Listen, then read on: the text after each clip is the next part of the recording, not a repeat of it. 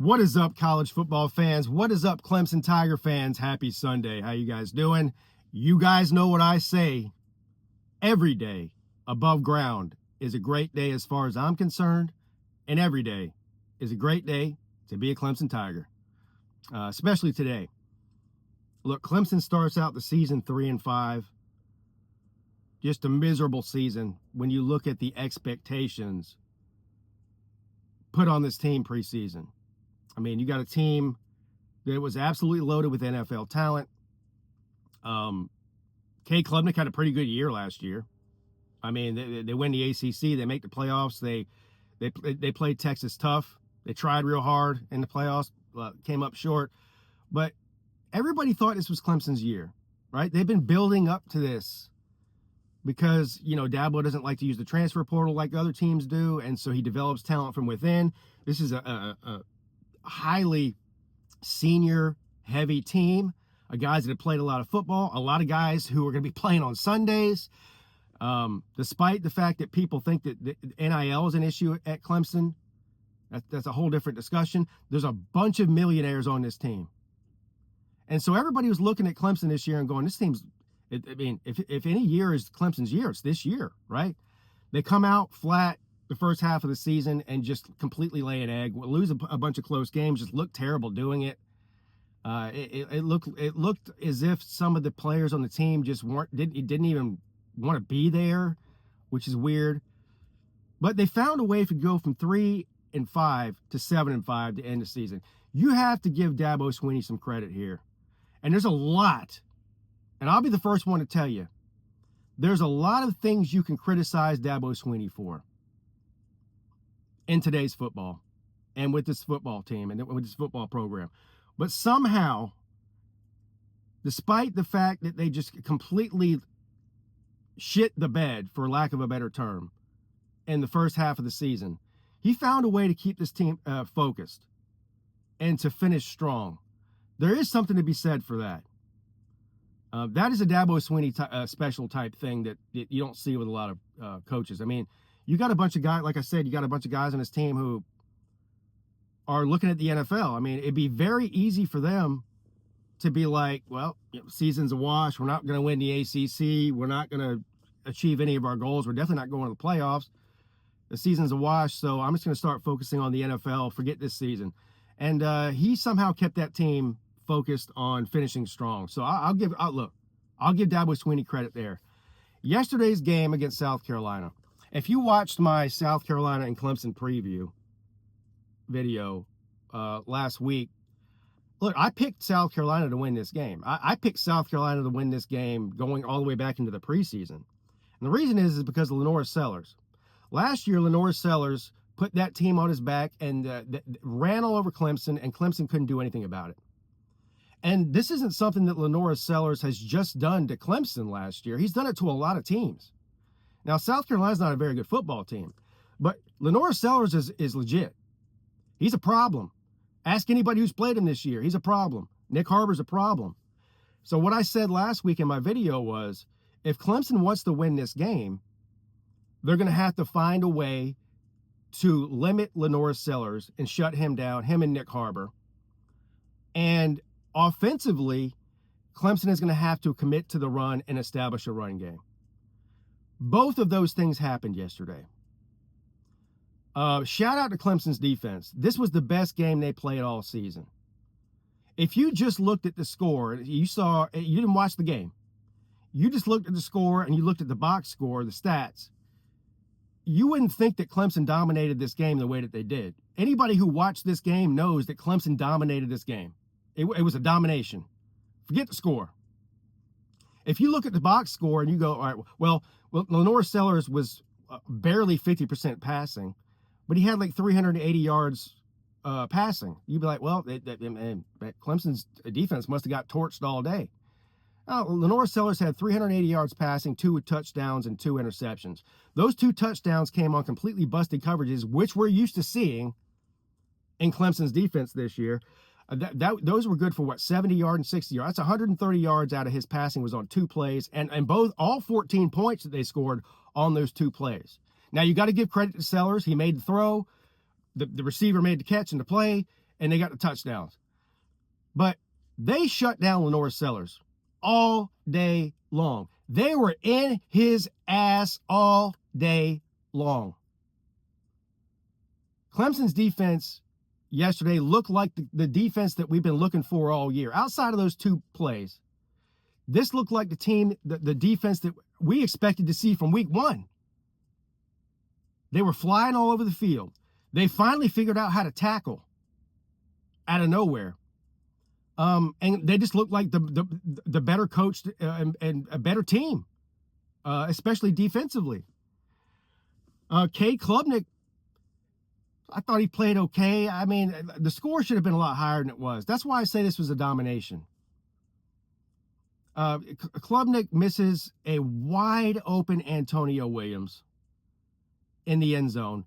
A completely busted coverage by South Carolina's defense. Antonio Williams is essentially standing in the end zone by himself, just begging for the ball. Klubnik sails it 10 yards over his head. I mean, just a pitch and catch, easy touchdown, 7 points, easy. Now, he was under pressure. There was somebody running at him. He might have even got hit while he was throwing, but still no excuse. He just missed a wide open Antonio Williams. And on the very next play, he throws an interception to a covered receiver. So Klubnik did not play the cleanest of games. But here's the key offensively yesterday. Running the football. Now, I've been saying this all year.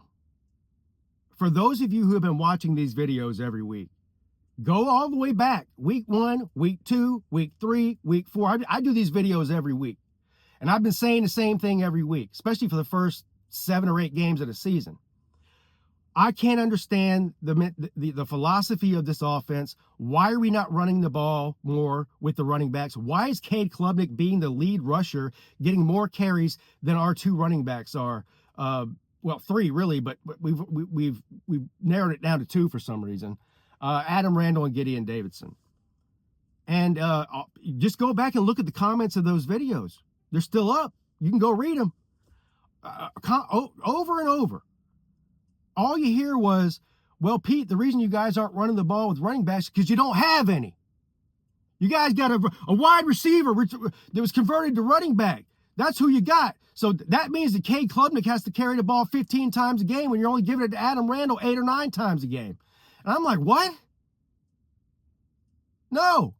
What's the difference in this offense when they run the ball with running backs and not? I'll tell you the difference. Wins and losses. Adam Randall, I want an apology from all of you that told me that Adam Randall is a wide receiver. He has no business playing running back.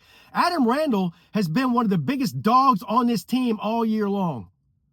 He's quickly become one of my favorite Clemson Tigers of all time. The guy never played running back in his life. He played wide receiver. He was about to hit the transfer portal last year, and Dabo said, look, if you want to hit the portal, I'll help you find somewhere to go. I'll make some calls for you. But if you want to stay at Clemson, you can be our back next year. And he stayed. And he played. And he played his ass off, son. Adam Randall had an amazing year. I don't know what you guys were watching. Now, I'm still pissed off that it took them 8 or 9 weeks into the season to start getting number 9, Gideon Davidson, involved, the true freshman running back, because he's been a bright spot at running back too. But what did Clemson do yesterday? What I've been saying. I said Adam Randall needs to be getting between 15 and 25 carries a game every game.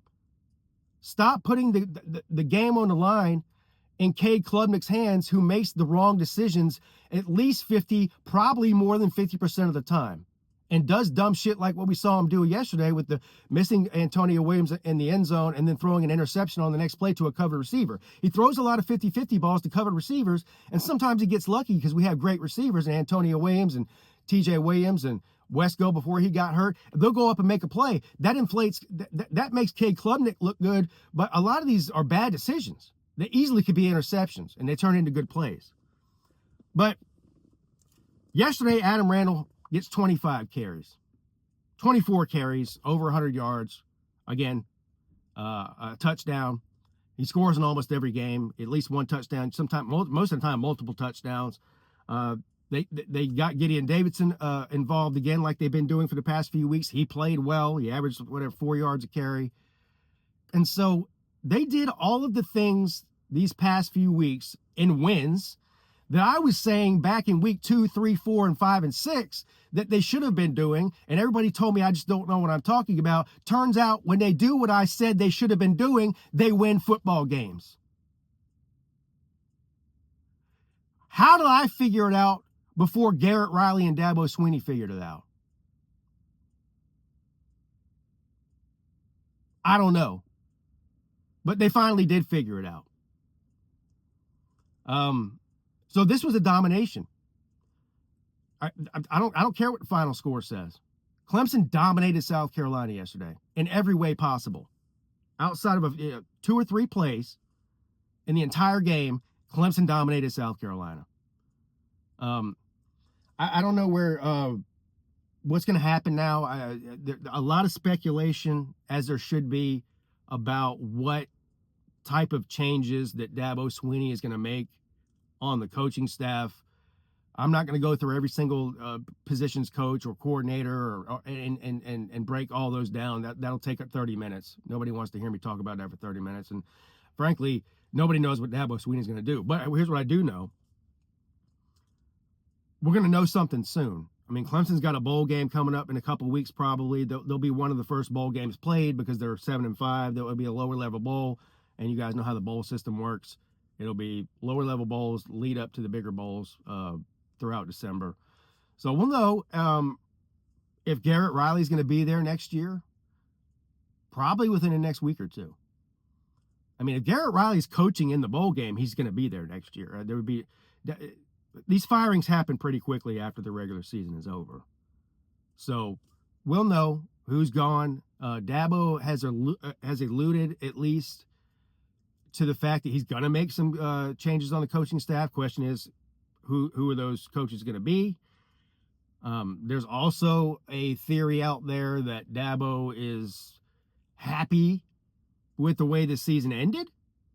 And so maybe that saves some coaches' jobs, which I hope I don't want to celebrate anybody getting fired, but if Dabo had doubts in his mind 4 weeks ago about certain coaches and was thinking about firing them, I don't think he should change that opinion based on the last few games, or especially what happened yesterday in South Carolina.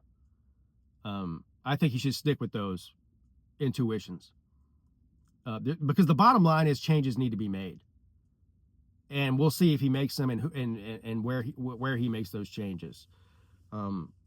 Despite the fact that Garrett Riley called a good game yesterday, in my opinion, and committed to the run like I wanted them to do, and the players played well for the most part, I still just don't like Garrett Riley. I don't trust him. I don't trust his philosophy. I don't trust his play calling in big game situations. I don't trust his play calling, especially in the red zone. So I think that we need to move on from Garrett Riley and find somebody else with a different philosophy. So that's just my opinion. We'll see what happens. But I can't believe the season's over already. It's the season flies by every year.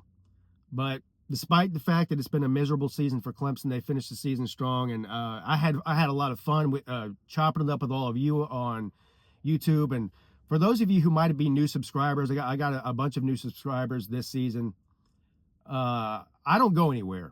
All right, so when the season's over, doesn't mean time to turn off the Pigskin Pete YouTube channel. I'm around all year long, talking football and whatever else on the internet. So look forward to the bowl season's coming up. Looking forward to the bowl season. Looking forward to the playoffs. I'll definitely be making some videos about the playoff situation. That's a whole nother video. But the playoffs look like they're going to be very interesting this year. A lot of teams, I think, are in the running to win the national title. I think probably there's at least 6 or 8 teams who I think have a legit chance to make a run in the playoffs and win it all, outside of just Ohio State, who's everybody's favorite for a reason. But anyway, a lot of football left. But the regular season is over, and it's been a very interesting one, to say the least, around the country. And I'm looking forward to a great bowl season and the playoffs, and then it'll be the off season. But anyway, you guys let me know what you think about this video and everything I said today. Hit the like button, hit the subscribe button, and all that. Love y'all, and I'll see you soon. Have a great day.